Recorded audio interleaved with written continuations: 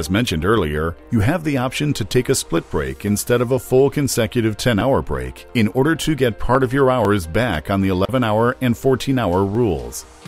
A split break allows the 10-hour rest break to be split into 2 rest periods, one 8-hour break on line 2 and one 2-hour break on lines 1 or 2. Let's take a look at how to calculate split breaks. The first step is to get your detailed log from the Day Log tab on your MCP 200. Note, once you pull up your detailed log, it will look like this. You can use the scroll arrows on the right-hand side to scroll up and down through each log record. However, to better illustrate how to calculate a split break, we have pulled all the information from this day log and put it into one table so you can better understand how the process works.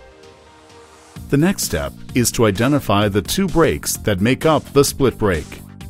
In this example, you'll find the 8-hour break on line 2 first, followed by the 2-hour break on line 1. When determining how much time you have remaining on your 11-hour clock, it doesn't matter which break, the 8-hour or the 2-hour, comes first. Now add together all of the drive or line 3 time between the 2 breaks. In this example, there was 5 hours and 15 minutes of line 3 time between the 2 breaks. Finally, when determining how much time is left on your 11-hour rule, subtract the total line 3 time from 11.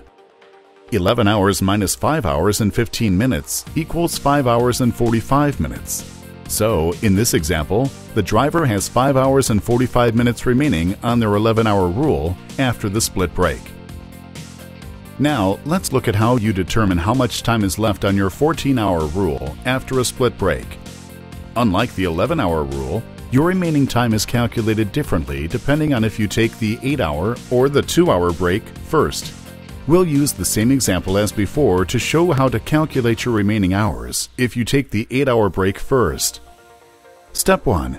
Get your detailed log from the Day Log tab on MCP 200. Again, for the purpose of illustrating this example, we have pulled all the information from this day log and put it into one table. Next, identify the 2 breaks that make up the split break.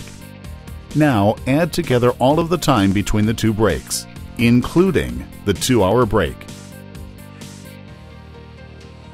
In this example, there was 8 hours and 45 minutes of time. Finally, subtract the total time from 14. 14 hours minus 8 hours and 45 minutes equals 5 hours and 15 minutes. So the driver has 5 hours and 15 minutes remaining on their 14-hour rule after the split break. Remember, you won't receive your hours back until the second rest break period is complete. It's a slightly different process to calculate your remaining hours if you take the 2-hour break first. If this is the case, step number 3 will change. At step number 3, you'll need to add together all of the time between the 2 breaks, not including the 2-hour break. So in the earlier example, if the driver takes their 2-hour break first, there was 6 hours and 15 minutes of time between the 2 breaks. 14 hours minus 6 hours and 15 minutes equals 7 hours and 45 minutes. So when the driver takes the 2-hour break first, they have 7 hours and 45 minutes remaining on their 14-hour rule after the split break.